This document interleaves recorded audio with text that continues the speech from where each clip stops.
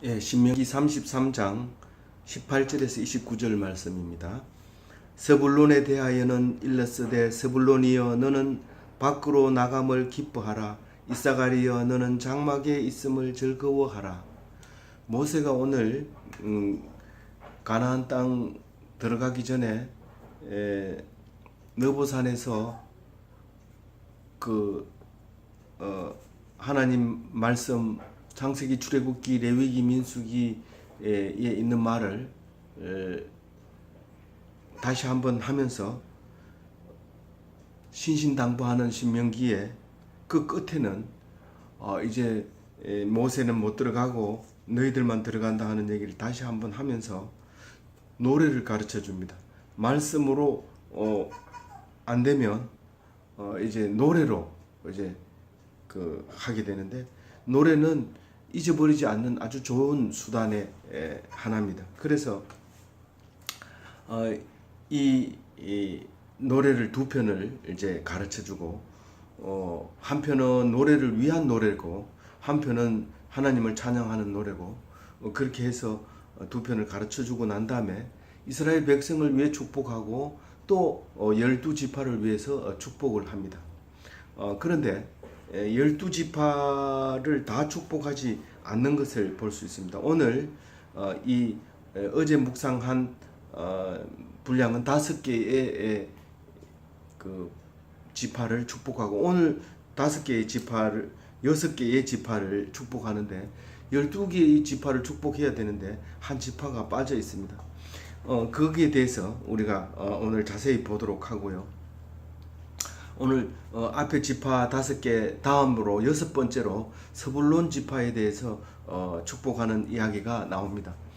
18절에는 스불론 지파에 대해서 축복하는 기도는 너희들이 밖으로 나감을 기뻐하라, 그렇게 얘기합니다. 스불론이 밖으로 나가는 걸 어떻게 기뻐하느냐, 다른 번역에서는 이 해상무역, 상업을 얘기한다, 그렇게 얘기합니다. 이 스불론은 해변가에 거주했다는 사실입니다. 창세기에도 보면 47장 13절에서 스불론은 해변에 거주하리니 그곳은 배 매는 해변이라 그의 경계가 시돈까지로다라고 얘기를 하고 있습니다. 물론 이제 이 시돈은 이게 아셀 지파가 두로와 시돈을 장악하고 있습니다만은 이 스불론에 대해서 축복하기를 그렇게 하고 있습니다. 창세기와 이 신명기에서 약간 차이를 보여주는 것은 우리가 뭐 역사적으로 시간이 지나서 그러는 것이 아니라 이것은 다 바벨론 요단강 건너기 전에 기록한 걸로 우리가 읽고 있기 때문에 이게 사실 창세기하고 여기하고 맞아야 됩니다. 그렇게 맞아야 되지만 지금 이렇게 기록한 것은 이제 약간 틀리는 거지 완벽한 경계선이 지계를 만들어 놓은 것은 아니다 하는 의미를 가지고 있게 됩니다. 이사갈에 대해서는 장막이 있음을 기뻐하라 이랬는데, 사실 이사갈은 창세기 다음 장 창세기 49장 14절에 보면 이사갈은 양의 우리 사이에 꿇어 앉은 경건한 나귀로다, 이렇게 야곱이 12지파를 축복할 때 이사갈은 그렇게 축복을 했습니다. 근데 실제로 이사갈은 죄송합니다. 세 번역에 보면 집의 재산에 있음을 기뻐하라, 그렇게 얘기합니다. 사실상 이제 주석학자들은 보기를 이사갈은 농사를 짓고 있었다, 그런 얘기를 하고 있습니다. 그러니까 가나안 12지파의 땅 배분을 보면 그것을 대충 짐작할 수 있게 됩니다. 그래서 주로 이사갈은 산지에서 농사를 짓고 있는데 동포들을 불러 모아 동포들을 산 마을에 불러 모으고, 이 19절 말입니다. 19절에 동포들을 불러 산 마을에 모으고 또 거기 모여서 의로운 제사를 드리고, 이 제사 드리는 그 자체가 의입니다. 그래서 의로운 제사를 드리고 이러면 다른 우상에게 절하는 그런 제사가 아니라 하나님을 섬기는 제사를 드리고, 이런 의미로 우리 읽을 수 있겠죠. 그리고 뒤에 이제 19절 뒤에 나오는 말은 해산물이 풍부하고 바닷가 모래에서 귀한 것들 얻으리라 이랬는데, 이 바닷가를 점유하고 있다고 하는 것은 엄청난 부를 축적할 수 있는 부분이죠. 바닷가에서 해상 무역도 있을 수 있지만 또 바다 속에 들어있는 그 해조류라든가 바다 고기를 잡는다든가 이런 거에도 이제 유리하지만, 이 바닷가에 사는 조개라든가 또 따개비라든가 또 이제 미역이라든가 또 혹은 특별히 그 지역은 광물이 이 바닷가에 모래에서 채취될 수도 있었던 거고, 실제로 뭐 우리가 이 바닷가 모래는 엄청 부가가치가 높습니다. 그것을 요즘은 건축 자재로 쓰기도 하고요. 또 뭐 엄청난 자료가 있고, 모래가 없는 바닷가에는 일부러 모래를 만들기 위해서 인공으로 만들기도 하는 그런 바닷가도 있습니다. 어쨌든 이사갈에 대해서 이제 그렇게 얘기하고 있는데, 그 축복을 하고 있고요. 갓지파에 대해서 20절에 얘기하고 있습니다. 이 갓지파는 광대하게 하심으로 하나님을 찬양하라. 이 갓지파가 늘어났다는 얘기죠. 갓지파를 보면은 그 뭐 민수기를 보면 그렇게 많이 늘어난 건 아니지만 이제 축복을 그렇게 하고 있는 거죠. 그리고 이 요단 동편을 차지한 지파 중에 세 지파 중에 한 지파가 갓지파입니다. 그러니까 이제 축복 20절의 축복을 의미를 보면 이는 용맹스러운 지파라라고 얘기를 합니다. 이 벌써 요단강 건너기 전에 땅을 차지하고 있었던 것은 갓지파가 굉장히 광대했다는 뜻입니다. 이 원래 요단 동편에 이미 차지하고 요단 건너기 전에 땅을 차지하고 안정적으로 유지하고 있었던 것은 갓지파가 유일하다고 말할 수 있어요. 왜냐하면 이 세 지파, 두 지파 반인데 르우벤 지파와 갓지파와 므낫세 반 지파가 요단 동편을 차지하고 있게 되는데, 르우벤 지파는 사실 이 아래 모압 땅 아래를 지배하면서 마지로서의 체면을 지킨 거죠. 르우벤 지파가 12집 아들의 장남이 자리를 차지하고 있었고, 이 므낫세 지파는 이 원체 많아가지고 인구가 많아서 이쪽에 반지파 또 강 건너가서 또 반지파 그렇게 이제 차지하게 되는 놀라운 므낫세 지파입니다. 요셉의 장남이죠. 물론 이제 야곱은 거꾸로 이제 축복 기도를 합니다. 에브라임 지파를 맞이로 이렇게 축복 기도를 함으로써 나중에 이제 맞이는 아니지만 이 북이스라엘의 대표가 돼서 에브라임아 애통해 할 때 그 에브라임을 부르게 되는 대표 명사가 되게 되죠. 근데 그 동생 므낫세는 그렇게 지파가 많아서 양쪽으로 갈라지는데, 유일하게 이게 갓지파는 온전히 그 땅을 사실은 자격도 없으면서 그 땅을 차지하게 되는 것을 이제 알 수 있습니다. 왜 그러느냐고 보면 이렇게 해놨습니다. 역대상에 보면 나옵니다. 역대상은 사실은 열왕기를 쓰고 난 다음에 역대상을 쓰는데, 역대상은 바벨론 포로 갔다 와서 그 열왕기의 생각을 뒤집어서 유다 지파의 왕족의 혈통을 기준으로 창세기부터 쓰기 시작한 것이 역대기다 보니까 보는 관점이 다른 거죠. 그래서 다른 데 없는 이야기를 여기서 합니다.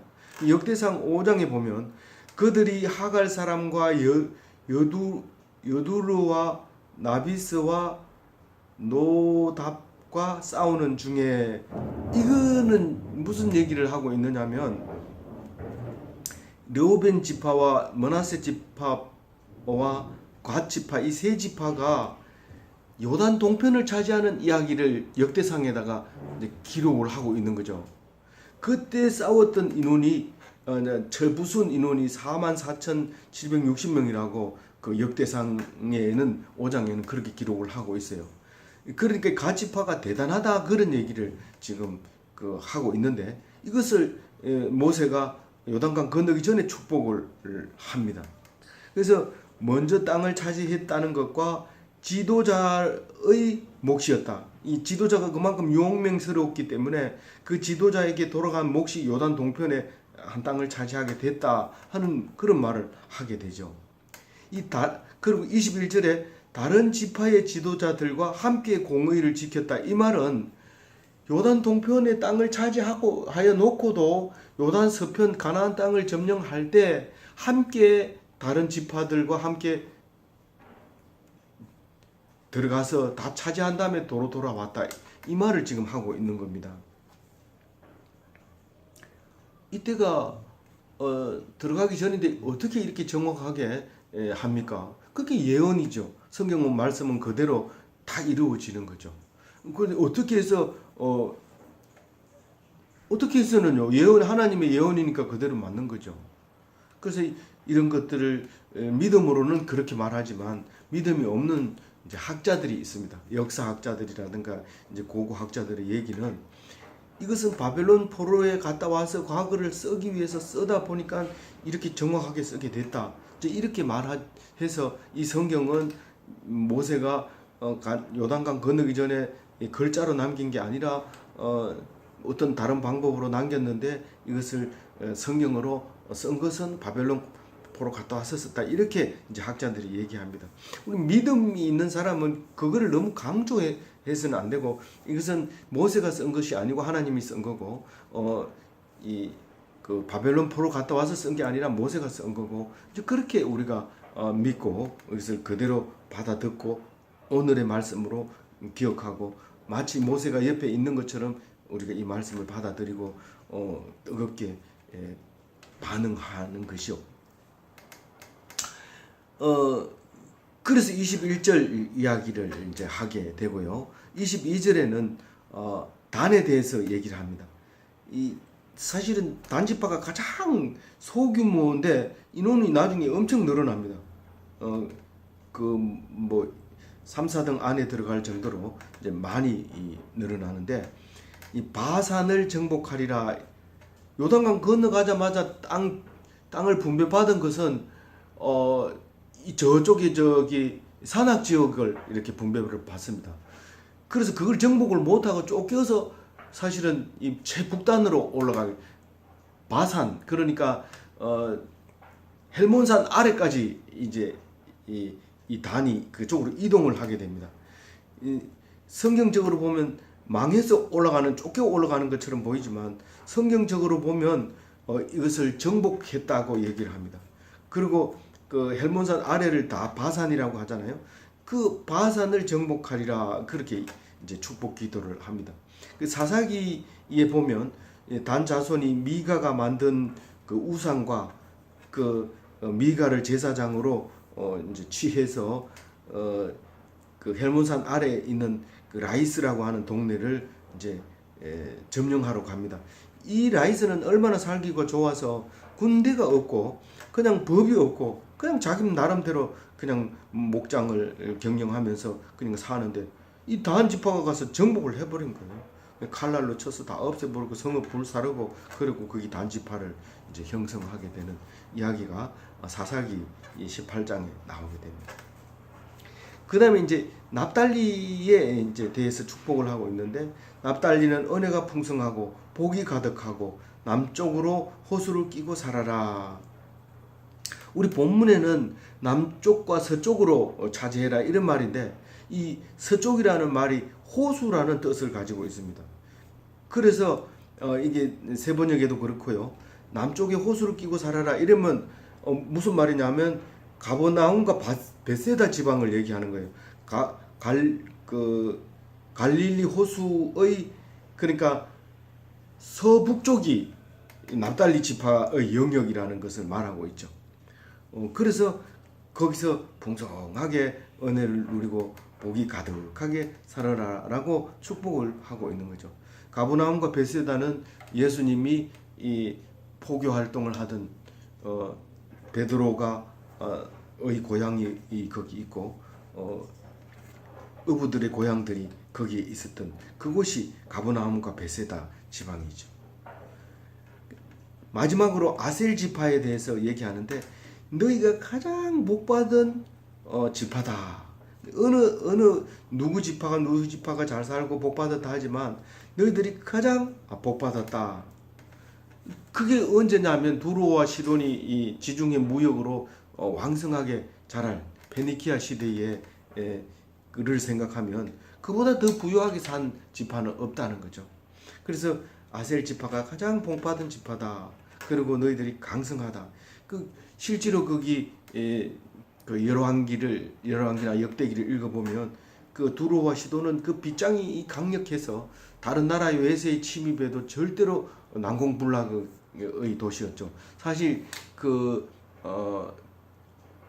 알렉산더도 두로와 시도는 쉽게 함락을 시키지 못했습니다. 못했다고 합니다. 그럴 정도로 이 사람들은 부유하게 강성하게 살았다 그렇게 얘기합니다. 그런데 오늘 축복을 못 받은 지파가 두 번째 시므온 지파인데 그것을 이유를 볼 수 있어요. 이유를 그 표를 보면 민수기에서 1차 조사와 2차 조사를 왜 했느냐 하면 1차 조사 때는 출애굽했는 인구고 2차 조사에는 진짜 하나님으로 용사들로 해서 요단강을 건너갈 사람들이 숫자인데 이 시므온 지파는 유별나게 엄청나게 감소를 하게 됩니다. 사실 이 맨 처음에는 거의 완전 1등입니다. 완전 1등입니다. 그러니까 최고 많았죠. 인구가 1차 조사에서는. 그런데 2차 조사에서는 제일 마지막으로 떨어집니다. 감소율은 최고고 인구도 제일 바닥으로 떨어져 버립니다. 그래서 축복을 안 합니다. 무슨 말이에요? 이 축복 기도할 때는 하나도 없었다는 거예요. 그 사람들이. 우리가 교회에 잘 나오고 1등으로 저 사람은 장로감이다. 자, 앞으로 장로 시켜야 되겠다. 그렇게 생각을 했는데 마지막에 장로 취임을 해야 되고 그 중요한 시기에 그 사람이 신앙을 포기하고 하나님을 포기하고 떠나버린 거예요. 그러니까 축복을 할 수가 없는 거예요.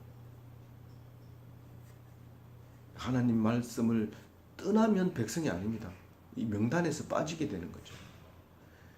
찌질이 못한 건 뭐 가기 싫어도 억지로 나온 거는 나온 것과 안 나온 것은 엄청 차이가 나는 거죠. 나온 것은 제일 맞이 르우벤이 겨우겨우 나오기 싫은데 억지로 나옵니다. 그것도 숫자가 엄청 줄어가지고 거의 꼴찌에서 두 번째 가까웠습니다. 그런데 망하지 말아라.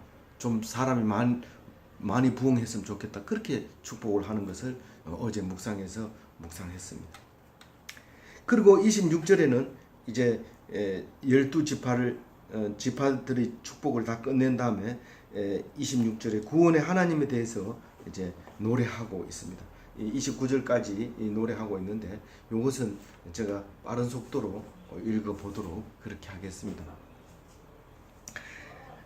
둘도 없는 하나님, 이스라엘을 도우시는 하나님, 하늘을 타고 궁창에서 위엄을 나타내시는 하나님, 27절에는 영원하신 하나님, 피난처이신 하나님, 영원하신 팔로 받쳐주시고 계시는 하나님.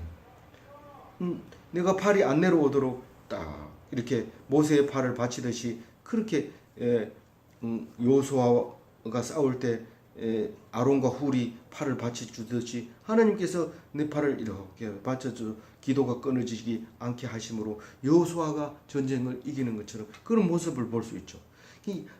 하나님은 영원히 내 팔을 받쳐주시고 계시는 거예요. 그리고 대적을 쫓으시고 진멸하시고 멸하시고 완전히 쫓아내시고 난 다음에 완전히 길을 죽여서 쫓아내고 난 다음에 빈 공간이 생길 거 아닙니까? 근데 우리 보고 거기 가서 땅을 차지하라. 밟아라. 니는 밟기만 하면 된다. 그렇게 말씀하시고. 근데 오늘 여기서는 진멸하시고 멸하라 그러는데 멸하는 것은 가서 밟는데 땅만 밟는 게 아니고 그 전쟁에서 진 왕을 불러다 놓고 목을 밟는 거예요.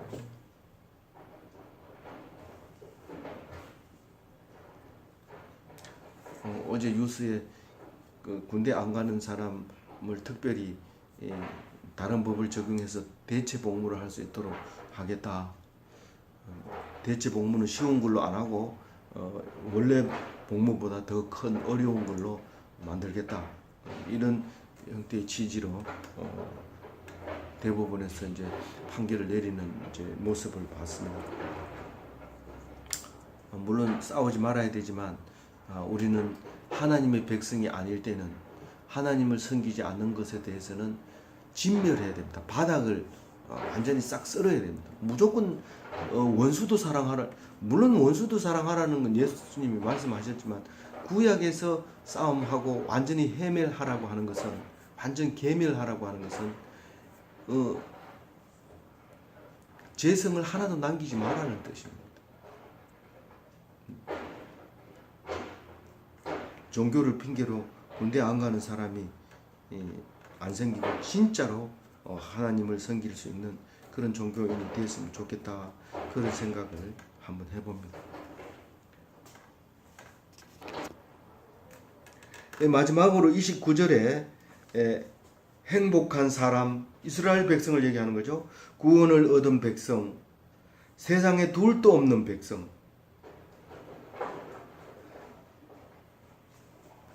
방패가 되시는 하나님, 방패가 되시고 영광의 칼의 하나님, 영광의 칼을 가지고 있는 하나님의 도우심으로 대적을 이기리라. 그렇게 29절에 얘기합니다. 28절 제가 빠뜨린 것 같으네요. 태평을 누리고 누가요? 이스라엘 백성이 곡식과 포도주가 나는 땅에는 야곱의 샘이 있고, 야곱은 어디를 가든지 파면은 물이 나왔어요. 그래서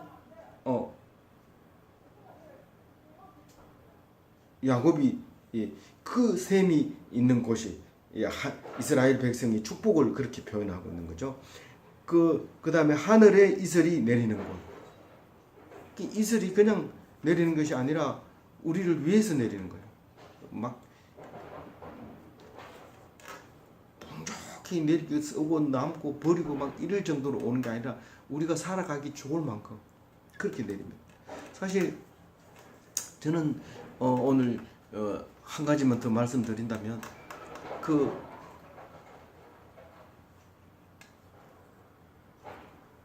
가나안 7족속을 보면서 너들이 쫓아낼 사람, 너희들이 양식, 너희들이 밥 이렇게 얘기할 때 가슴이 막 뜨거워졌어요. 우리가 어떻게 사느냐면 편안하게 밥을 먹고 편안하게 근무하고 걱정 거심 없이 사는 게 그게 사는 게 아니라 죽어요. 곧 그래 놔두면 죽습니다. 근데 쫓아내야 되고 죄성을 없애야 되고 죄성을 이겨야 되고 그것이 우리를 살아가게 만드는 거예요. 그 죄를 이기고 나면 살려주시고 다 이기고 나면 영원히 살려주시고 마지막 원수를 딱 죽였는데 그게 사망이에요. 그걸 딱 죽이고 나면 우리는 절대로 안 죽는 거죠. 예수님이 그걸 보여주셨어요. 근데 그게 감격스러운 거예요.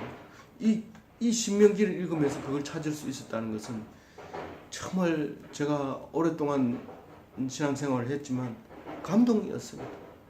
아무쪼록 함께 묵상해 주시고 또 이렇게 끝으로 가고 있게 해 주셔서 감사합니다. 내일 이제 토요일 날 마지막 신명기를 묵상함으로써 신명기를 다 마칩니다. 다음번 이 신명기를 은혜스러운 이 신신당부를 하나님의 잔소리를 듣고 싶으려면 8년 뒤에 이것을 다시 묵상합니다. 이 8년 뒤에는 제가 살아있을지 죽어있을지 모르지만 다시 또 보기를 원합니다. 하나님께서 120살까지 살래 하고 물어보는데 제가 아직 대답을 안 했습니다. 대답을 안 해도 하나님께서 알아서 해주시겠지만 건강하게 해주시고 그렇게 해주셔서 감사합니다. 끝까지 하나님 말씀 들릴 수 있게 해주세요. 그렇게 기도하고 있습니다. 아무쪼록 같은 마음으로 같은 심정으로 은혜 받는 귀한 오늘 하루가 되게 하나님 아버지 축복해 주옵소서. 그런 기도를 드리겠습니다. 감사합니다.